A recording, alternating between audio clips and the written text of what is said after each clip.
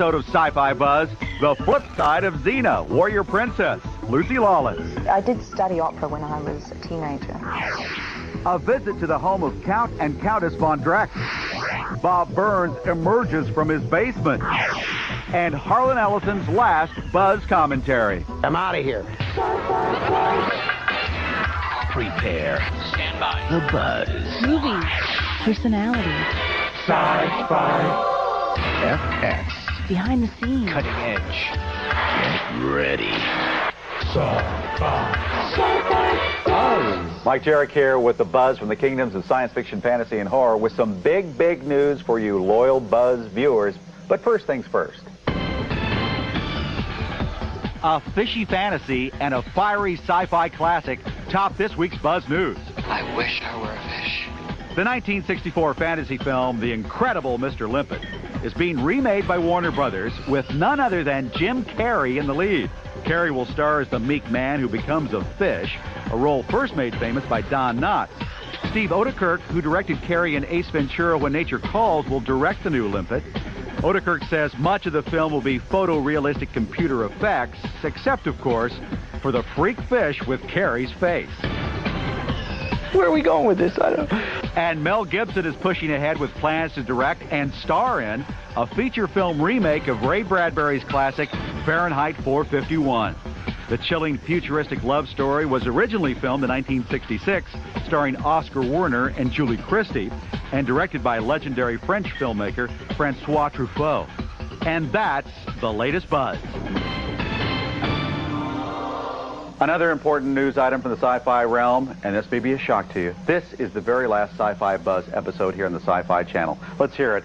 Oh. Now, don't be shocked, though, and don't be appalled by this, because, of course, the Sci-Fi Channel has a new series about science fiction, fantasy, and horror in the works for you. More on that later. But the staff asked me a little bit earlier, just before the show, what interview that you did recently would you like to see again and show the viewers here? And I said, well, you know, I have a penchant for the women of sci-fi and fantasy.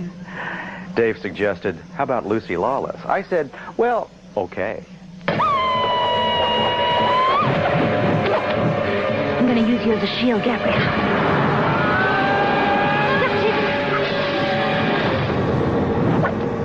I win. Xena, warrior princess, continues to kick butt. The fantasy action series began its third season as the highest-rated dramatic TV show in syndication. I am a lunatic with lethal combat skills. If I stay around here much longer, some innocent people are going to get killed. Xena's devoted fans have made a star out of New Zealand native Lucy Lawless.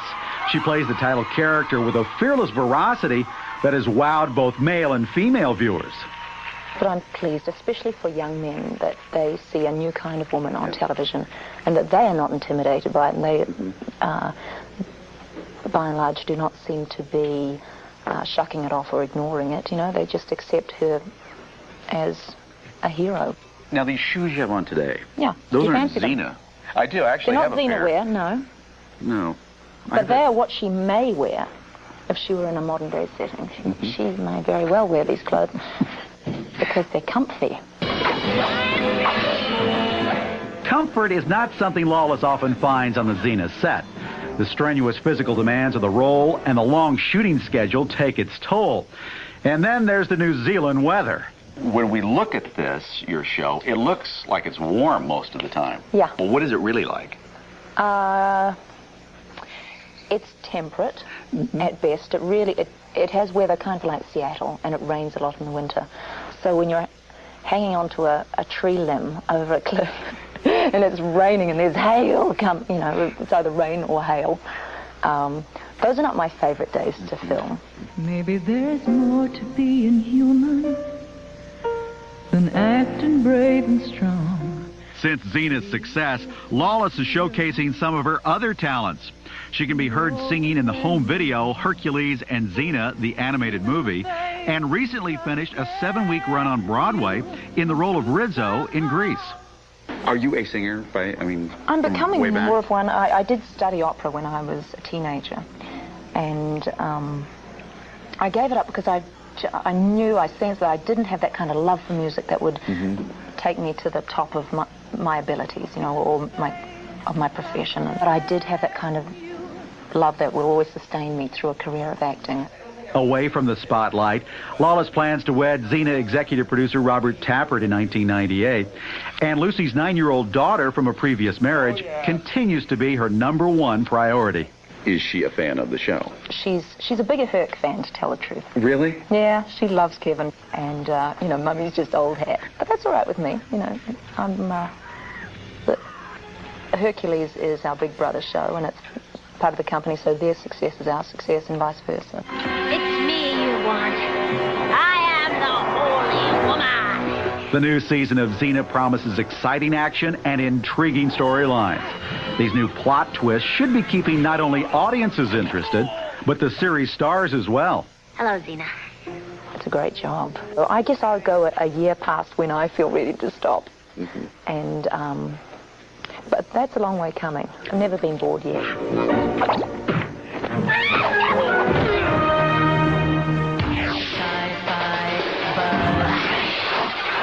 Coming up, Hasta la Vista from Harlan Ellison. I got to tell you this, I'm going to miss Harlan Ellison, and one reason is, well, about halfway through the show, I lose my energy. I need my energy to get boosted, and I can sit back, relax, and be entertained by Harlan during his commentaries.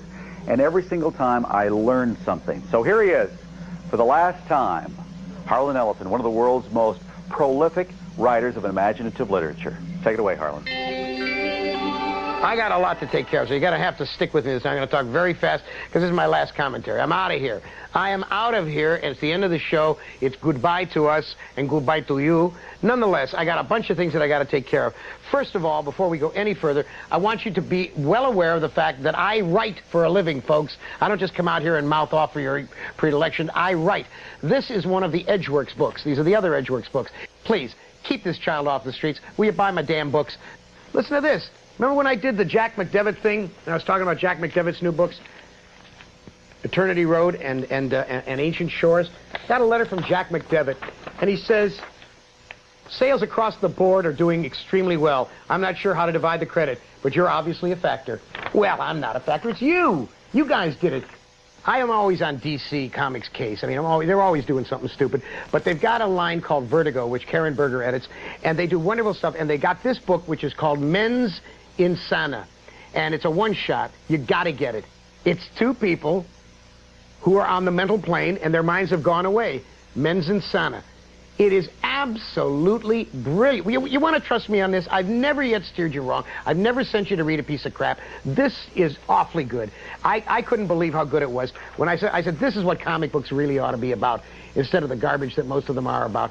This is a terrific book. Men's Insana. I'll leave the poster up. You'll see it. Okay. The other thing, I cannot even open to show you because the network and the censors, I mean, Jesse Helms will be on my case instantly. When I was a little boy, when I was in Champion Junior High School in Painesville, Ohio, some kid slipped me a Tijuana Bible. You know what a Tijuana Bible is? Little 8-pagers? Well, they've now done a really nifty book of Tijuana Bible stuff. I can't show it to you because it's absolutely filthy stuff and wonderful. It's just wonderful. Nowhere else but on this program will you get this kind of an urging.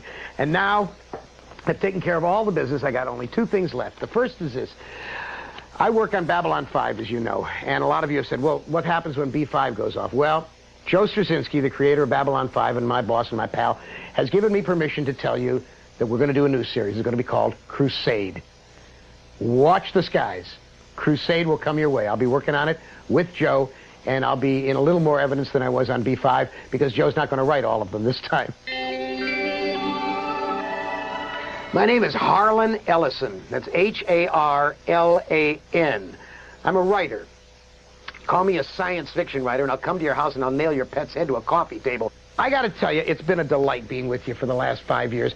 4 months after Dick Crew and his crew started doing this show, I came on board, and I have had some wonderful times. It has been a rocky, wonderful road. Do you know how many of you tried to get me off the air? Do you know how many of you sent in, oh, get this guy off the air, he's a real bum. Didn't work. They love me. Since we've been doing this, you have been with me through a lot of stuff. You went with me through my cataract operation. You've been with me through the quadruple bypass, the coronary thing. I finally looked to death. And I got to tell you, it scared the crap out of me. But on top of that, we've had some wonderful, wonderful escapades. Do you remember when we did the tribute to Isaac Asimov, which unfortunately I broke up and fell apart and started to cry?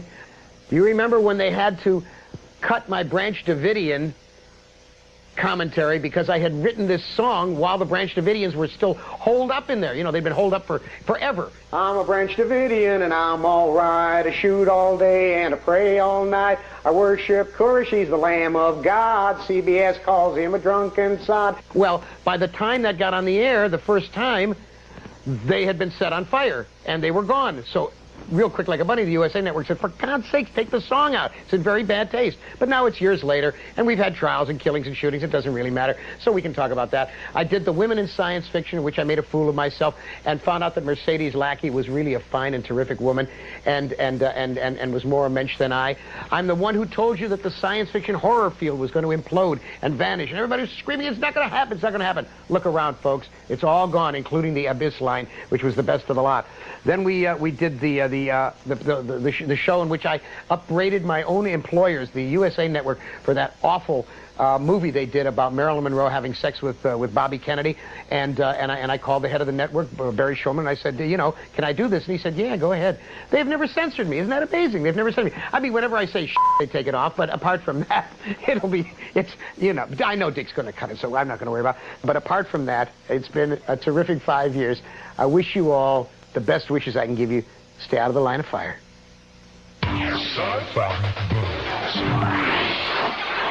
Next, a house tour you won't find on the Home and Garden channel. I love what you've done with the house. And Bob Burns helps bid the Buzz bye-bye. Besides the Buzz staff and me, another person you see regularly on Sci-Fi Buzz, besides Harlan Ellison, of course, every week, is our own Bob Burns. Bob, good to see you. Good to see you, I'm going to miss you. I'm going to miss you too, man. It's going to be bad. Let's talk about something else. Okay. I understand that you are a major contributor to the a book about legendary movie monster creator Paul Blaisdell. That's right. Tell me about it. Well, a guy about 2 years ago decided he wanted to do a book on Paul. Paul was a guy I worked with back in the 50s. Invasion of the Saucer Man, She Creature, all those great forgettable films. 7-Day Wonders, we used to call them. And so the fella called me and said, you know, could you help me do this book on Paul? Because I'd like to keep it accurate and all that stuff. And I said, yeah. And it's really a good book. It came out very, very well. Right. Is there one treasured item that maybe you have shown me down in the basement that you'd like to remind everybody of? Well, King Kong, of course. Now, he's gone to Jenny Craig's, so he's a lot thinner now than he used to be. This is the way he was animated, one frame at a time, which I don't have the patience to do any of that. Each little finger moves, as you can see here. So they would go click, click, click, and of course 500 other things to remember to do on this animal at the same time. And Willis O'Brien was the guy that did most of this stuff, and he was magnificent. You loved that. I do. You would not give that to me, no matter what I said or begged you to... Mike, you never got my time machine back for me. You took off on that thing, and I still don't have it. Oops. Oh, big deal. Okay. Anything new?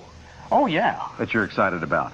A snake. I can't tell you how real this snake looks. Go ahead. Just pick him up. He's very friendly. Yeah, he really is very friendly. Now, let's check it out. I mean, of course, it has wires coming out. Now, see, you've done the whole thing. That's like a magician showing the tricks. Well, okay, there's wires here. Yeah, yes, there are. Hey, Pierce, look down here. Yeah. Who are these guys? They're guys. You don't know who those guys are. You never saw them before in your life. They're connected to the snake. Well, they are, yeah. They're union guys. So the snake is actually made out of It's what? sort of a rubber material. And it feels very real, as you can tell. It really feels real. And the cables make it do almost anything. Like, it could give you a kiss. No, thank you. Huh? Well, it's very, very... See that? Look at that. No tongue. But look at that. Now, where did we see this? This was in Virtuosity, in the beginning of the movie. You think this is a real snake, and then the guy cuts into it, and blue stuff comes out, and you find, no, it's not. It's an actual virtual reality snake. Actually, now this, I actually do mean this. I kid a lot, of course, you know that. But I will absolutely miss you. Well, I'm going to coming over to your basement. Yeah. Maybe I'll come over anyway. You can still come over. We can still hang out. Yeah, that's right. We can still hang out and all that stuff. Yeah, okay. Good to see you, Bob. Good to see you. All right.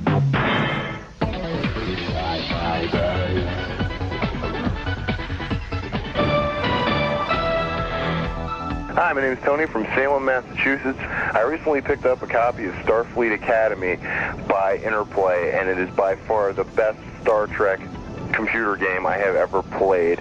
If you've ever wanted to actually go to the tactical station and set the phaser power, or do the lock onto a certain weapon, or go to the engineering and change the damage control protocols or the energy settings, this is the game for you. And the best part is in between the missions you have scenes and you have to interact with the greats like Chekhov, Sulu, and even Captain James T. Kirk, played by the original actors from the original series. So if you get a chance, go out and get Starfleet Academy from Interplay. It rules. Sorry, just interviewing an intern for the new show. Now, speaking of the new show, this being our last here on Sci-Fi Buzz, the staff was wondering, Mike, what was the strangest interview that you did over the last 5.5 years? I thought maybe, well, Poppy Z. Bright, you know, the blood drinker. But I gotta go with the Von Drecks. But I begged the staff, please, let's don't run that again. Please do not run that story again. Von Dreck piece!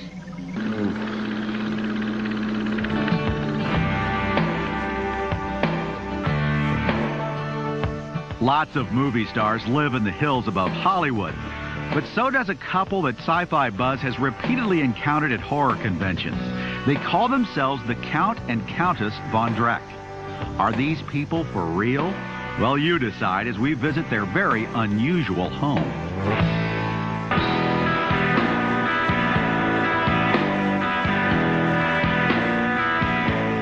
What are all these heads back here? He would ask, wouldn't he? Yes, he would. Those are former hosts. Heads. TV people? You betcha.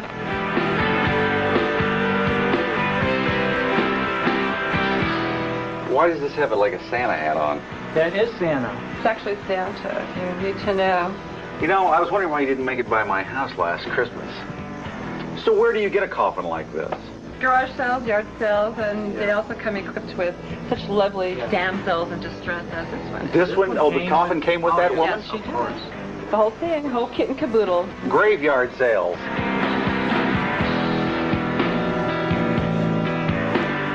I love what you've done with the house. Why, thank you. Why, thank What do the neighbors think of the house, though? Do they ever come over?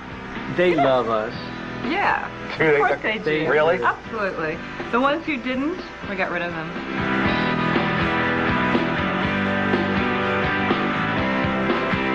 Well, Countess, explain our beautiful voodoo doll collection. All from New Orleans. You know, we love to go to New Orleans and collect these. And they come in quite handy. We have gotten rid of 2 neighbors who were pesky neighbors that we weren't fond of by using these very Countess, voodoo I dolls. do believe this is the one you used for the lady up the street. Yeah, the one who's no not longer with with us any longer. Do you have a favorite one, Mike? Oh, I think they're all really nice. Oh, okay. I just want to reiterate, I Yeah. love what you've done with the place. I love this place. What is the fascination with all of this? I think it's about life, don't you, Ken? Yeah. About Halloween, about every day is Halloween. Yeah, yes, we're addicted. Yes, definitely addicted. Yeah, we're products of the American dream. We can't take any credit for it. Wish you a Merry Christmas. La la la la. Fa la la la la. La la. Isn't that beautiful, Mike? Bah Isn't that a humbug. nice tree? So this is kind of like our Halloween tree, Christmas tree. You know, like the night before Christmas kind of a deal. Oh, yeah. I guess it's easy to buy gifts for the two of you. Oh, it's he gets trains. He's really big on trains and toys. Well, trains aren't that scary. Doesn't matter. He still likes them anyway. I like them. Yeah. He wrecks them, actually. He wrecked them recently. Oh, There's a big accident the other day. Just like Gomez. What does Christmas mean to you? Presents. Yeah. Yeah, our hearse, actually, we got our hearse for Yeah. Christmas. Santa brought it. Mm. Yeah. You know that Santa and Satan have the same, you know. You Letters. know about that? Yeah. Both wear red suits. Yeah, Yeah. that's right. And you saw what happened to Santa. Yeah. Countess, thanks a lot for the tour. It's been really great. No, I really appreciate it. Thanks a lot. Take you down to the bottom of the line. That's fine. I got my own ride. We'll just take you right on. We'll just take you right on down. Yeah.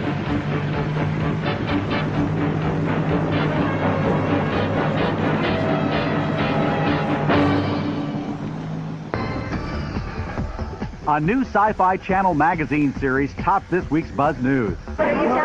Chase Masterson, better known to sci-fi fans as Lita, the Dabo Girl, on Star Trek Deep Space Nine, will co-host a new show on the Sci-Fi Channel. The new magazine-style program, known as Sci-Fi Entertainment, will become the network's weekly source of what's up in the worlds of science fiction, fantasy, and horror. Bill! It's too big. It's too big. Take it down just a little bit. Go, you know. Wow, Bill. Try it again. Okay. joining Masterson as the co-host of Sci-Fi Entertainment is longtime sci-fi fan Scott Mantz. Formerly an onstage announcer at Creation Entertainment Star Trek conventions, Mantz was selected from hundreds of hopefuls for the coveted position. Sci-Fi Channel, Sci-Fi Entertainment was looking for a host of their new show, and one thing led to another, and here I am. And that's the latest buzz.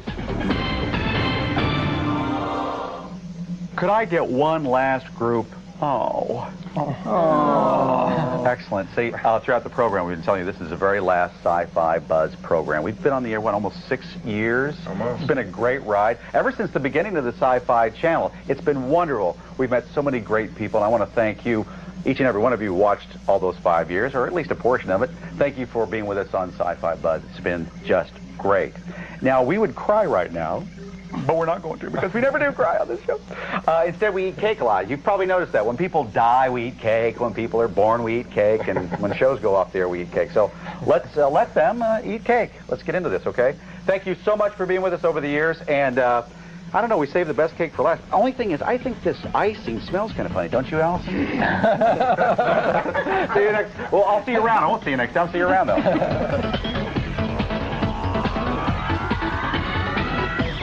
Chat live with the author of The Hitchhiker's Guide to the Galaxy, Douglas Adams, and discover his all-new CD-ROM adventure, Starship Titanic. Just log on to the Dominion at www.sci-fi.com Saturday at 7 p.m. Eastern.